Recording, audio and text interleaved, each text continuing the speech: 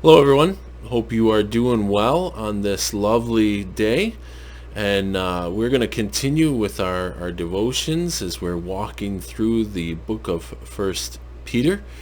And today we're going to look at verses 10 through 12. And once again, I'm going to leave it to you to read, but I'm just going to present to you some thoughts based on this portion of the passage. So we're looking at First Peter chapter 1, verses 10 through 12.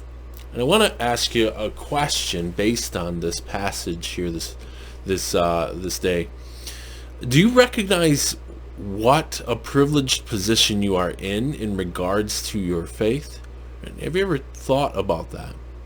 Right, verses 10 through 12 of this passage says that the prophets, that is the prophets that we read about in the Old Testament, they searched intently and with care, looking for when the Messiah would come, that is Jesus. And in hindsight, we have the privilege, the opportunity to see all of it with new eyes and to understand it in a completely different light, that is the Old Testament, and quite frankly, to see the world in a whole new light. We get to see it in a whole new light because, of course, we get to see it through the lens of Jesus, the eyes of Jesus. Jesus says that he is the light of the world, allowing us to see the world for not only what it is, but what it could be. But we also get to see the scriptures differently as well. We get to see the Old Testament through what one of my professors would call the Jesus lens. We get to see all of it in light of Jesus.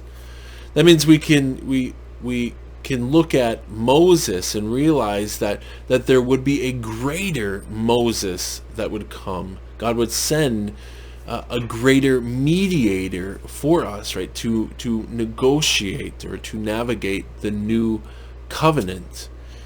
Right?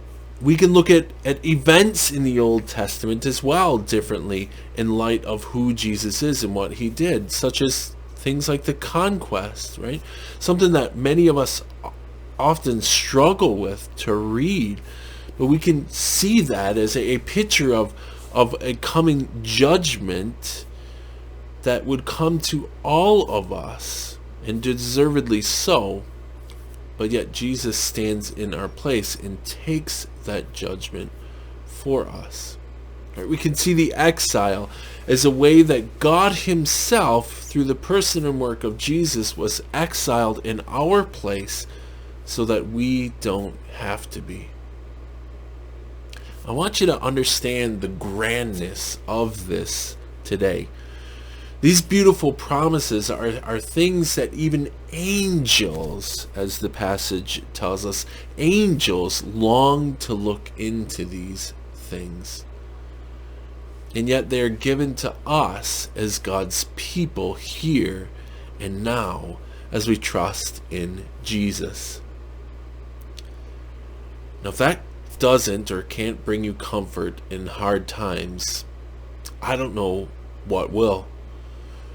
Through Christ, the God of the universe is for you, not against you, as you trust in him.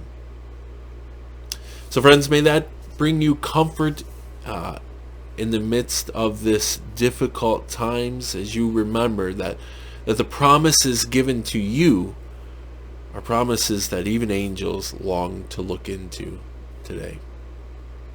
Thanks for your attention. Many blessings as you go about your day today.